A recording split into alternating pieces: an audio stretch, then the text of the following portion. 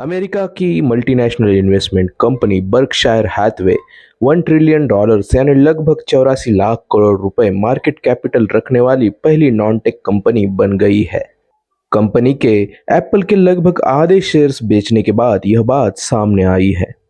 इसके बाद अब कंपनी के पास $280 बिलियन यानी लगभग 84 लाख करोड़ रुपए कैश आया है।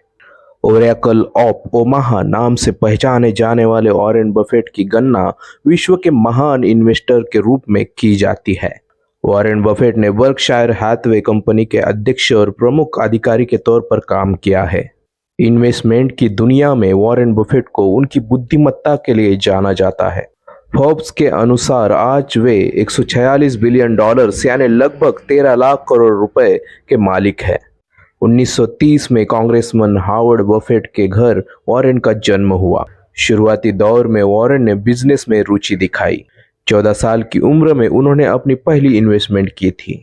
सॉफ्ट ड्रिंक्स और न्यूज़पेपर बेचकर उन्होंने जो सेविंग्स की थी उससे उन्होंने 40 एकड़ जमीन खरीदी और वो जमीन भाड़े पे दे दी। वॉरेन बफेट ने बिजनेस एडमिनिस्ट्रेशन में डिग्री हासिल की है। दरअसल डिग्री हासिल करने के बाद हार्वर्ड बिजनेस ऑफ स्कूल में उन्होंने अप्लाई किया था, लेकिन वहां उन्हें रिजेक्शन मिला। आगे चलकर बफेट ने कोलंबिया यूनिवर्सिटी से इकोनॉमिक्स में पोस्ट ग्रेजुएट किया। अपने पिता की Buffett and Falk and company में उन्होंने 1951 से लेकर 1954 तक इन्वेस्टमेंट एडवाइजर के तौर पर काम किया। 1962 में जब वे लखपति बन गए थे तब वे केवल 30 साल के थे। आगे चलकर 1965 में उन्होंने घाटे में चल रही बर्कशायर हैथवे इस टेक्सटाइल कंपनी को खरीदा। इस कंपनी से मिली पहली कमाई का इस्तेमाल उन्होंने इन्वेस्टमेंट के तौर पर किया। उसके बाद कपड़े का व्यापार पूरी तरह बंद करके बफेट ने एक इन्वेस्टमेंट कंपनी की तरह उसे आगे चलाया।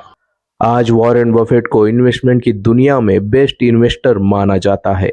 उनके सक्सेस के पीछे वैल्यू इन्वेस्टमेंट छुपी है। दरअसल कोलंबिया में बेंजामिन ग्राहम ने वॉरेन बफेट को गाइड किया था। बेंजामिन ग्राहम को वैल्यू इन्वेस्टमेंट का फादर माना जाता है। उन्होंने स्टॉक मार्केट में ऐसे स्टॉक्स को चुना जिनसे कोई उम्मीद नहीं होती थी, लेकिन उनमें पोटेंशियल बहुत होता था। लेकिन बफेट खुद अपनी सफलता का श्रेय उनके पार्टनर मुंगेर को देते हैं। बफेट ने एक बार कहा था, अगर चार्ली मुंगेर ना होता तो आज जो वॉरेन बफेट आप सबको दिखाई देता है वह नहीं दिखाई देता।